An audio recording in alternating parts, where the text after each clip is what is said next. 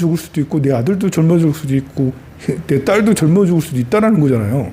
누군가는 다치잖아. 그럼 당연한 게 다치는 것이 당연한 거예요. 그렇게 생각하면 번뇌의 양이 확 줄죠. 가난한 거 당연한 거죠. 뭐 누구는 부자고 누구는 가난한 거 당연한 거잖아요. 돈을 사기당했어.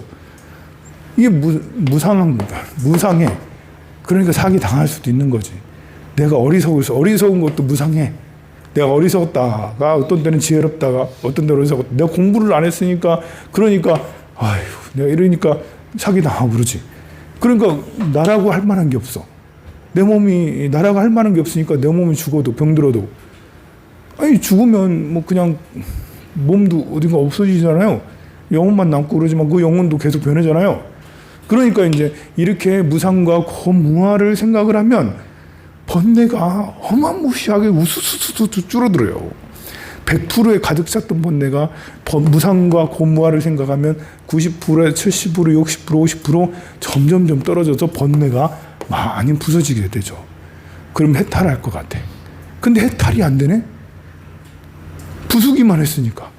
없다고만 했으니까. 그래서 부처님이 열반경을 설한 것이 불성을 말하는 거예요. 불성. 뭔가 찜찜해. 여기서 얘기하잖아요. 이상합니다. 세존이시. 우리가 한량없는 생사에 헤매면서 내가 항상 없다는 소견에 의욕되었다. 공부 많이 한 사람이 얘기하는 거예요. 공부를 적당히 한 사람은 이 무상과 고무아를 이렇게 하니까 이제 세상에 집착들이 샥 떨어지는 이 선정삼매에 들어가는 힘이 너무 좋아서 고요하고 행복해.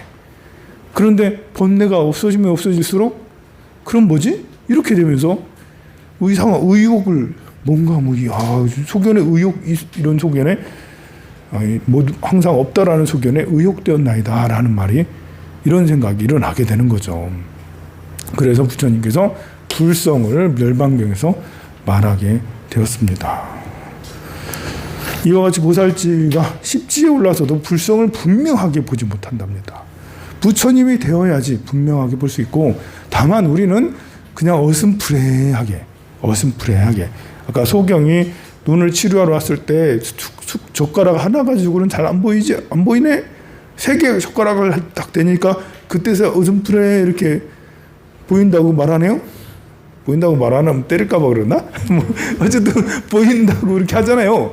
그게 어슴푸레하게 젓가락이 보인다 라고 이렇게 하는 것처럼 이제 이거 젓가락이야? 보이지? 2개, 3개 보이래? 조금 이제 이렇게 자기 어떤 관념이 좀 들어갈 수도 있겠지만 그렇게 해서라도 이 열반경은 그렇게 한다는 거죠. 또 선남자야. 마치 허공의 기러기를 쳐다볼 수 없을 적에 허공인지 기러기인지 모르다가 자세하게 보고야 어렴풋이 보이듯 저 기러기가 막 저 멀리서 날아가는데 겨우 눈을 살살 뜨고 긴가민가 저 기러기다 하라고 그렇게 보이듯이 십주보살이 열의 성품을 조금만 보는 것도 그와 같거늘 하물며 성문 연각들이 볼 수 있겠냐. 십주보살도 그거밖에 못 보는데 성문 연각을 어떻게 보겠느냐. 선남자, 술 취한 사람이 먼 길을 떠나려 할 적에 어렴풋이 길을 짐작할 수 있듯이 십주보살의 열의 성품을 조금만 보는 것도 그와 같아서 술 취한 사람, 우리는 아직도 이제 술 취한 상태처럼 어지럽게 미혹하게 살아가고 있죠. 알코올 농도가 사람에 따라 좀 다르지만 이제 이렇게 탐욕과 어리석음이 많으면 정말 술에 쩔어 있는 거고 절에 와서 그래도 불경이라도 좀 보는 사람은 좀 해독이 조금 어느 정도 돼서 해장국도 좀 먹고 이렇게 해가지고 조금 이제 술 좀 약간 깨는데 그래도 여전히 어지러질해서 몸이 뒤틀뒤틀하고 있는 거 그런 상태라는 것이죠. 그래서 선남자야, 목마른 사람이 넓은 벌판을 여행할 적에 목마름이 급해서 물을 찾다가 나무숲에 흰 학이 있는 것을 보았으나 이 사람 정신이 왔다 갔다 해서 나무인지 물인지 분별하지 못하고 자세히 보다 보니까 저 흰 학이네? 그렇게 숲이네? 이러면서 알아보듯이 십주보살의 열의 성품을 조금만 보는 것도 그와 같다. 우리가 이제 열반경의 말씀을 듣고 이 불성이 있다라고 했으나 이게 불성인가? 아닌가? 불성인가? 아닌가? 이러고 30년, 40년씩 하는 게 수행이에요. 이 술이 안 깨, 막. 술이 안 깨. 계속 먹으니까 안 깨지. 계속 술이 안 깰 수밖에. 우리가 탐욕과 성냄을 계속 내잖아. 그러니까 취한 상태로, 쩔어 있는 상태에서 계속 하는데, 그나마 불성이라는 걸 듣고는 그래도 이제 깰락 말락 30년, 40년씩을 하는 거예요. 그러다가 이제 좀 더 열심히 하면, 이거 불성인가? 하면서 조금 더, 불성에 가까워지네? 이제 여러분들이 느끼는 불성의 그 느낌과 제가 느끼는 불성의 느낌은 다르겠죠. 저는 뭐 출가하면서부터 이 얘기 들었고, 강의도 오랫동안 이렇게 해왔고, 그렇기 때문에 불성을 느끼는, 사람이 성근이 있으면 한마디만 듣고도 바로 불성이라고 딱 들어가는데, 이제 그런 성근이 있는 사람은 많이 없으니까, 대체로 여러분이나 나나 시작해서 10년이 지나고 20년이 지나고 불성을 보려고 쭉 계속 주시를 하고 있으면 그래도 어렴풋하게 보이고, 그게 아니고 불성을 안 보고 다른 거나 계속 돈 보고 여자 보고 남자 보고 이것만 보고 있으면 몸은 여기에 불성 쪽에 있는데 마음은 딴 데가 있으니 여전히 스님이라 하더라도 깊이가 없을 수밖에 없어요. 그래서 불성을 보면 볼수록 보려고 노력하면 가까우신다는 얘기를 여기서 지금 하고 있는 거죠. 비유를 너무너무 아름답게 비유를 하고 있어요. 그럼 굉장히 문학적이죠. 이 2000년 전에 이렇게 문학적인 비유를 한다는 자체가 팔만대장경이, 우리는 금강경만 보면 금강경의 말씀이 전부고 그래야 되지만 법화경만 들어가더라도 굉장히 문학적이거든요. 화엄경도 굉장히 문학적이고, 근데 이 열반경도 이 비유들이 보면 굉장히 문학적이라 할 수 있습니다. 또 선남자, 어떤 사람이 백천유수쯤 먼 큰 바다의 가운데 있는데 멀리 큰 배의 막루 집을 바라보고 막루인가 호인가, 저 등대인가 아닌가, 등대인가 아닌가 이렇게 의심하다가 오래오래 보고서야 저게 등대구나 라고, 빨간 등대구나 하얀 등대구나 다 이렇게 하잖아요. 십주보살이 자기의 몸속에서 열애의 성품을 보는 것도 같다.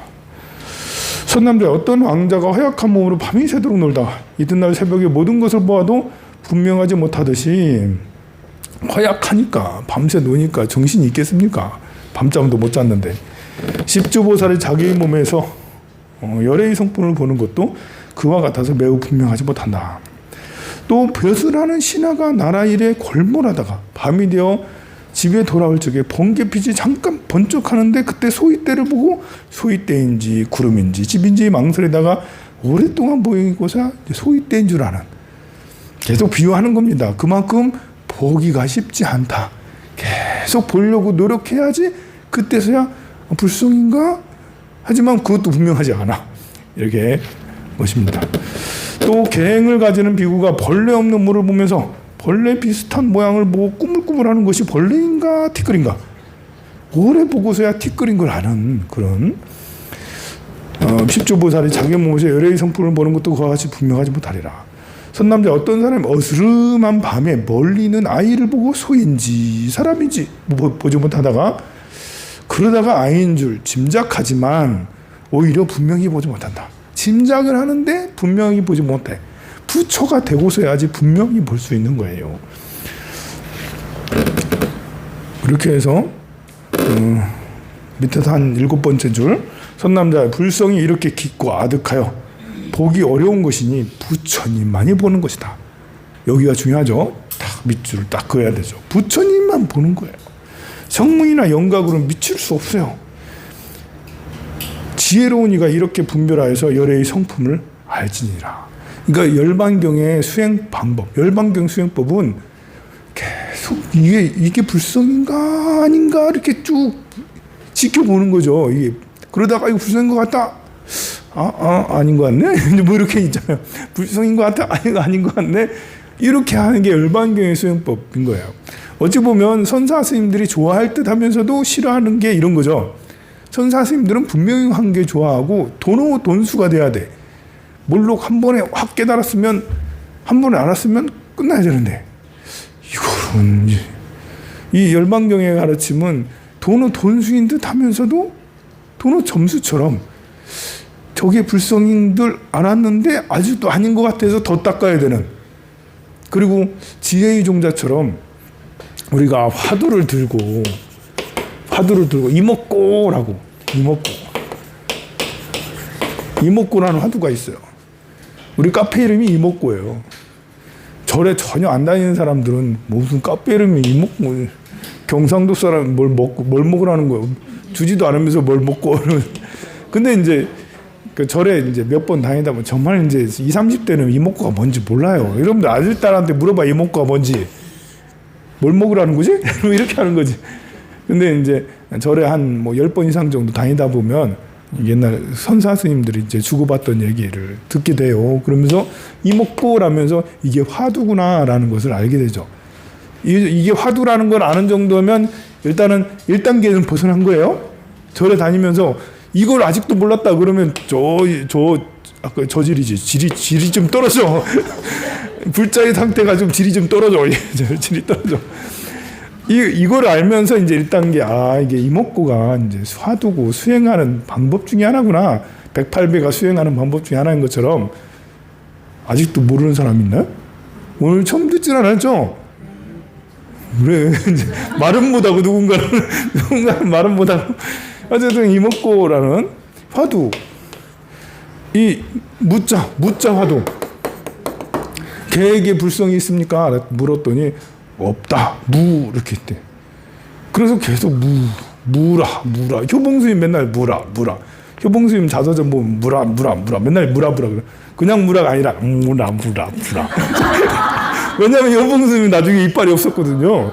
그래서 열반하시기 직전까지 스님 괜찮으십니까? 무라. 아니 너무 막 돌아가실 것 같아. 그때도 요요하십니까? 무라. 이제 막 이렇게 효봉스님 그러셨다라고. 몸이 아플 때도 그러셨고 열반하시기 직전까지도 그렇게 하셨다라고 그렇게. 근데 그런 얘기를 듣고는 이게 이제 무자 화두가 이거구나. 이제 무자 화두를 진짜 많이 들어요. 근데 이렇게 왜 없다고 했을까? 이런 것이 화두를 두는 거거든요.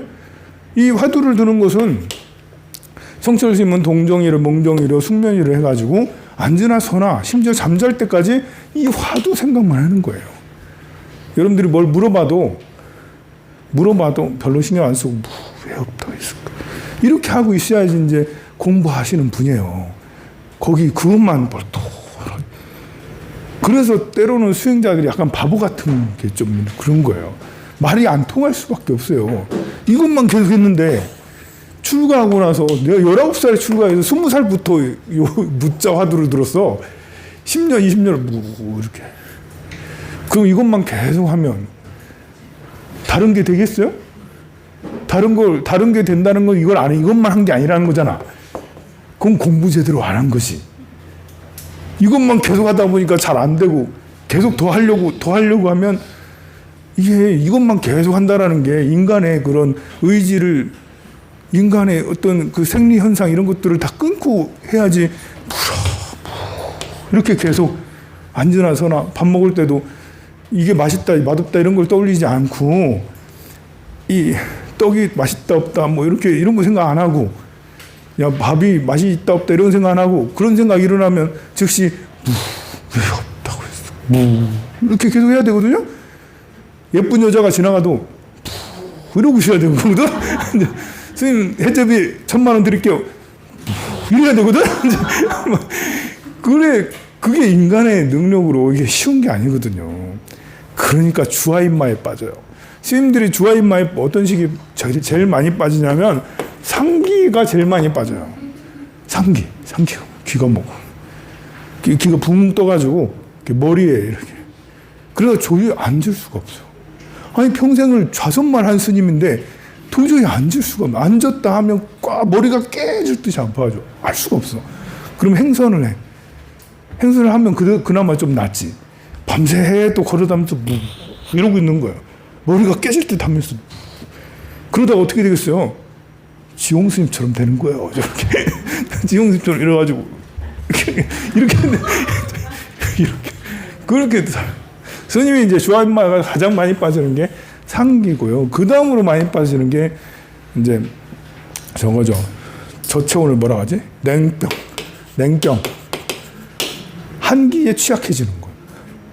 그 상기가 되니까 온몸의 기혈이 제대로 이렇게 작동이 하지 않잖아요.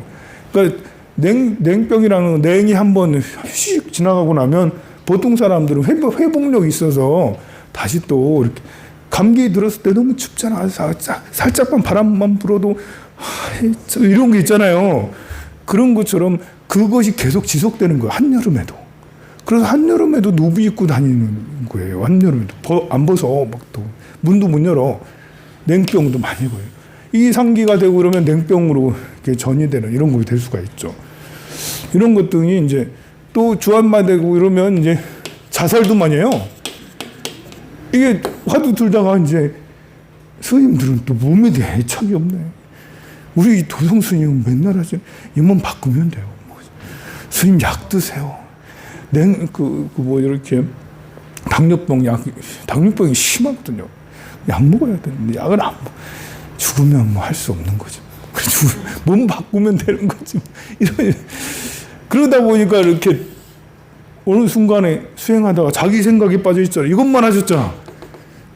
다른 생에 대한 고찰 별로 안 하고 이것만 하고.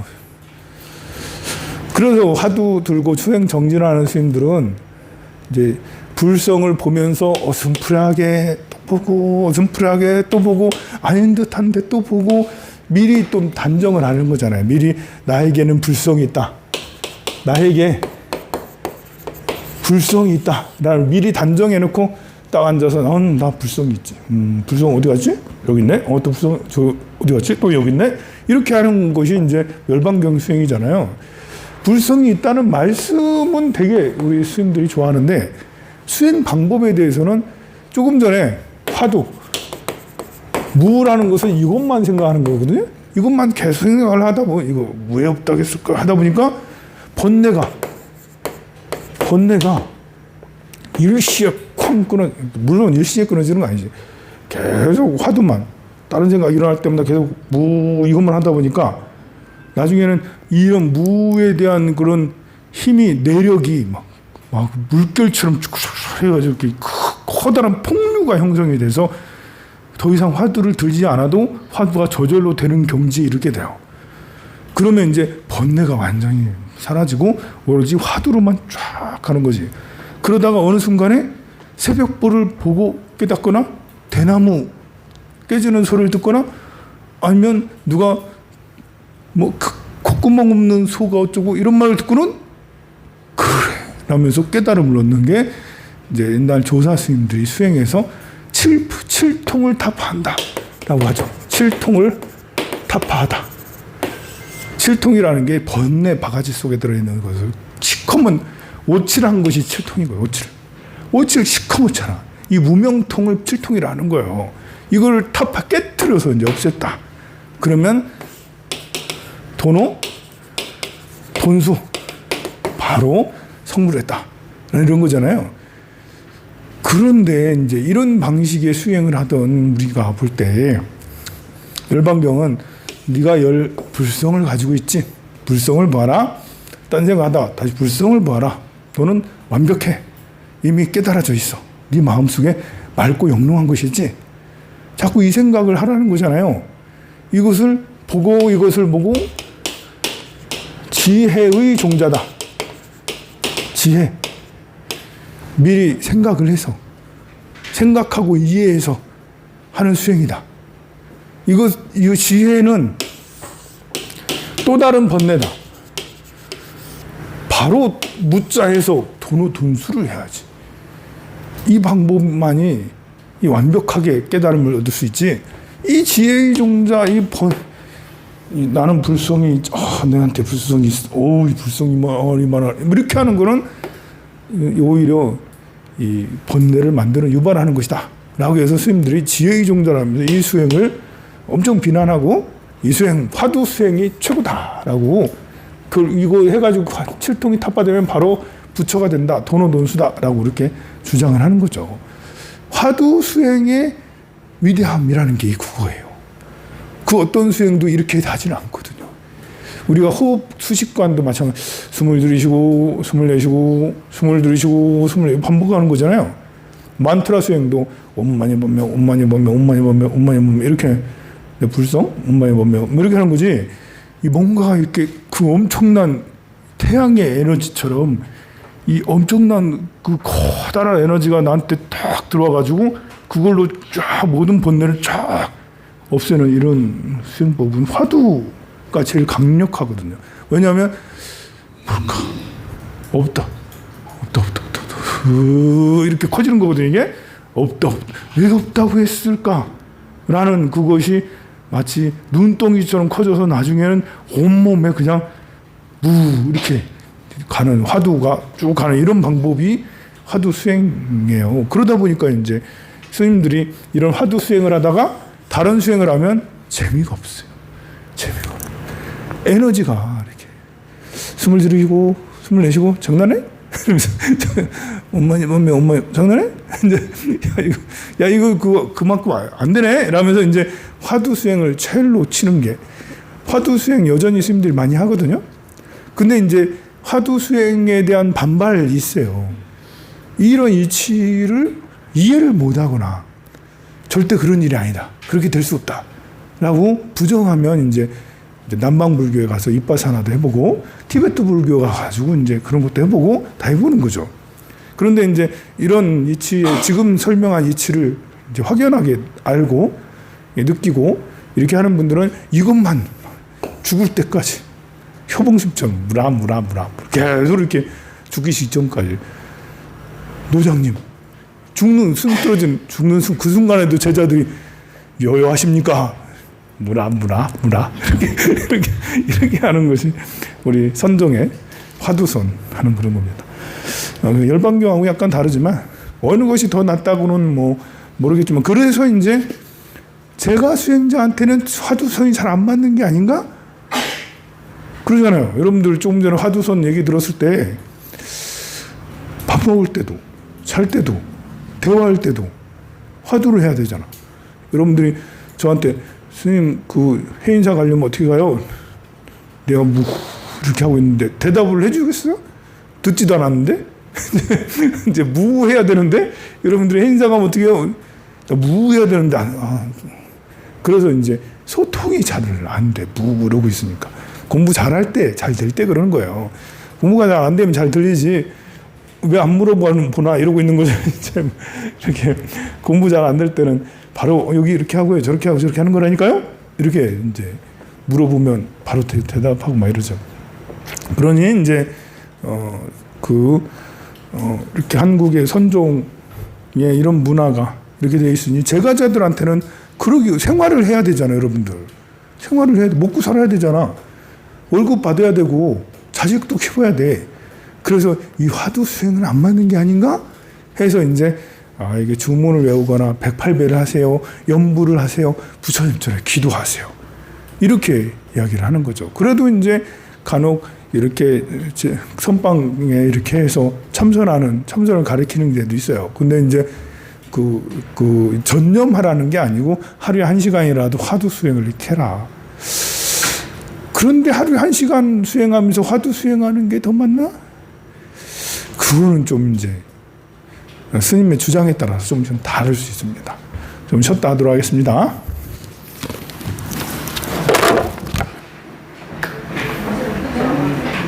오늘 복시한 분은 1조 조지영 거사님이 하셨는데요. 조지영 거사님이 고향이 강원도인데 오늘 큰일을 지으시고 힘이 되라고 큰 박수 부탁드립니다. 오늘 신분은 상조입니다.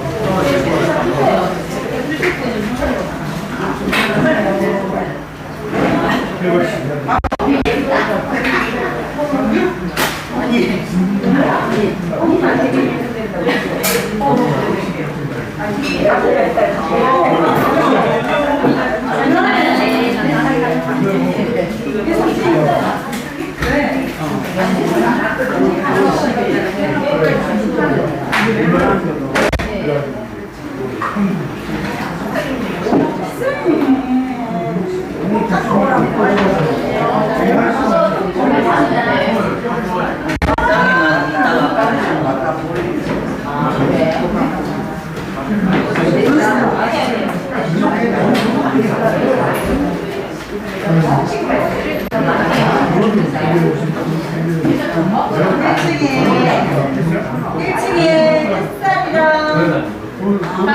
사인대 스케치랑 들어있어요. 가르칠 때 한 번씩 들으라고 하세요.